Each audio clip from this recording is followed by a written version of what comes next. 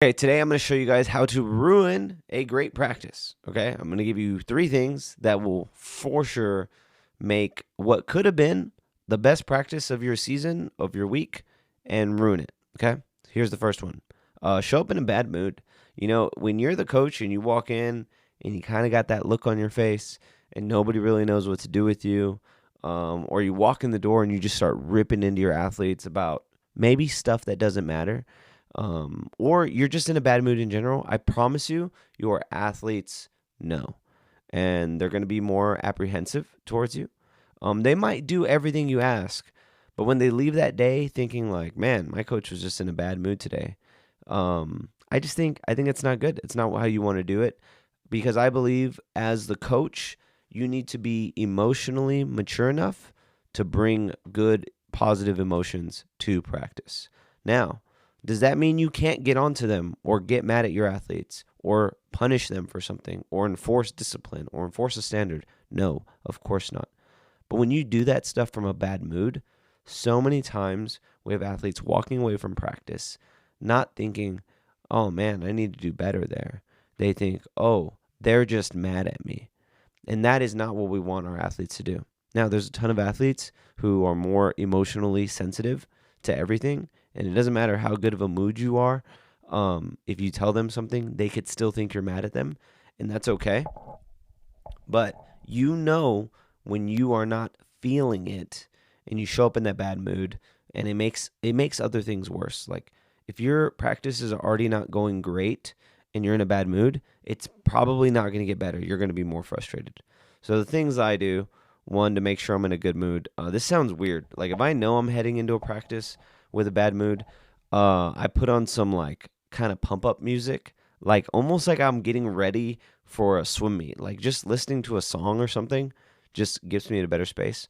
I intentionally will start practice with something a little more fun, even if it throws what something else I had planned out the window, because sometimes we just need to have a little fun. We need to let off the pressure a little bit, and then we can get into what we're doing.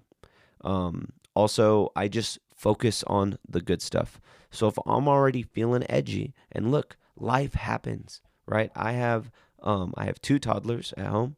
I have a pregnant wife who's pregnant with twins. Life is stressful and crazy. And sometimes your day doesn't go how you were hoping it was going to go. But what I do is I'll ignore the kids who might amplify that bad mood. And they might just get more ignored that day. And I'm going to lean into coaching the kids who have good energy, who do what I ask, who are going to do things really well. Or I might tell my assistant coach, "Hey, I'm not in a great mood today, so I want you to run this piece of it." Like I'll give more ownership to someone else if I feel like I can't do the best job I can. And that's just you being honest with yourself. It's not an everyday thing. Now, if you're in a bad mood every single day walking onto the pool deck, you should check if you really want to be a coach still, or see what else is going on. I think everybody gets a day, but when you start stacking multiple days together in a row, either something's going on in life or something's going on with your heart in response to your team or the sport or being a coach. Next thing is being unprepared. Now, when I say unprepared, I don't mean like, do you have your workout typed out already? I don't care if you whiteboard workouts, if you write it on a piece of paper, if you print it out 2 days in advance, or if you just call out the set. But there's a difference between a coach who knows what the plan is for that day and who doesn't. And if you show up to practice kind of hoping you're like, "Well, okay, I think we're going to do this today," that's not good. And your athletes, at the youngest age, your athletes will know if you're not ready or if you don't have a plan for them that day, or it feels like you're just winging everything. And when you get that feeling in the air, that's when you start getting athletes asking a whole lot if they can change things, and that's when you start second guessing the work you're even doing that day. Like you just need to have confidence in your plan. And look, you don't need to be the best coach in the world to have confidence in your plan. You just need to sit down for 5-10 minutes before and think, what do we want to accomplish today? Now, if you want to take that a step further, you'll have a weekly plan. If you want to take that a step further, you'll have like a phase plan or a macro cycle plan. And then a step further is a season plan. But man, you need a plan. If you want to be optimally prepared, you need to have a plan. And also, if you have assistants, communicating that plan ahead of time to them, depending on the assistant. Some assistants are pretty good at just showing up that day, that practice. Okay, what's the plan for today? And we're good to go. Some assistants, they need more. And it's you as the lead coach of your group to utilize your assistants so that they are the most effective. The last thing I would do if I really wanted to like not run a good practice is I would make it complicated. So when I say complicated, I mean, are we learning something new today? When you're learning something new, things go slower. It's a little more complicated. So if you combine something complicated, something that's going to take longer than you think, and you combine it with maybe a big piece of practice you're trying to accomplish, and you don't get to do everything in because you mistimed it. Another way to make things complicated is if it's too complicated for the level that you're coaching, right? 7-year-olds are going to do great with real simple instructions, 625s of this. A 7-year-old is not going to do great with 350s kick swim, 475s kick drill swim, 3 100s descend, right? Like you get what I'm saying. You keep adding layers to your set. You keep adding layers to what you're doing. And this, the complicated thing, it just scales, and it's very relative to the level of athletes that you're coaching. So you as the coach, you should make sure like, hey, how many times are we changing equipment in this set or in this workout? How many times are we changing distances? Are we changing intervals? Are we changing different things within the set? Because I would much rather have my athletes execute something simple that's in their wheelhouse and they do it really well than to create all this fancy things just because it makes me feel good about writing a fancier practice with all these different drills, equipment changes, effort changes, interval changes, distance changes. So those are like the main levers that make things more complicated.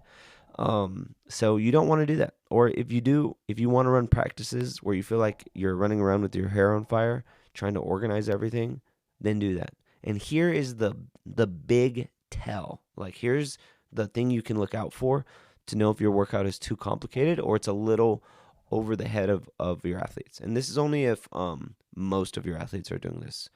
If they keep stopping at the wall or in between distances and they don't know what's next, or if they keep messing up like executing the skill, the distance, or the effort level that you need.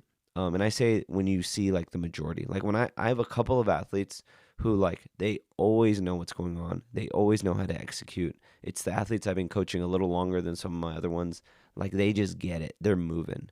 And when I see more of them struggling with what we're doing that day, that's when I'm like, okay, what did I do wrong here? I take a look at it. Because the kids that just start in your group, there's always going to be a phase of learning your style, how your workouts flow. It might even be like your language on your whiteboard or your workouts is a little different. On our team, we have a common language, and that's where we all call drills by the same name. We have different elements where we all call it the same thing, like hesitation drill. Everybody on our staff calls it hesitation drill. We don't call it shark fin or bow and arrow. And it sounds really simple, but really that little thing enables us, a kid, to go from 8, 9, and 10 up all the way until high school, and they all know what hesitation drill is. So if you don't have a common language on your team, or if you and some of the other coaches on your staff aren't in agreement with what you're teaching, you should check that out and see if you can form a common language. That's actually a good structural change our team has had for like the past 10 years. And if my head coach is listening to this video, she's probably rolling her eyes because sometimes I'm the coach that gets the names wrong on the common language. And that's okay. You don't need to be perfect. I'm saying this to myself and to everybody and to my head coach. You don't need to be perfect. But when you do say something wrong, you either need to adjust or you and your staff need to have a discussion about what that drill or what that skill is called. And that will reduce complexity. Reducing complexity is one of the best things you want to do because you don't want to make your workouts so complex you don't get anything done. You also don't want to make races so complex that it like hurts your brain to race. Like I don't want athletes thinking while they are racing, right? We want to just go. We want to execute what we have done. So those are my main three things. If you want to run bad practices, I have a whole video on writing better practices inside of my Swim Coach Launchpad. So if you want to see that, go to betterswimcoach.com. The Swim Coach Launchpad is like your one-stop shop for coaches that are trying to level up, especially like coaches in their first 5 years of coaching that want to learn how to write better workouts, create a better team, coach technique better. So head over to betterswimcoach.com to check that out. But until then, let's go be better coaches.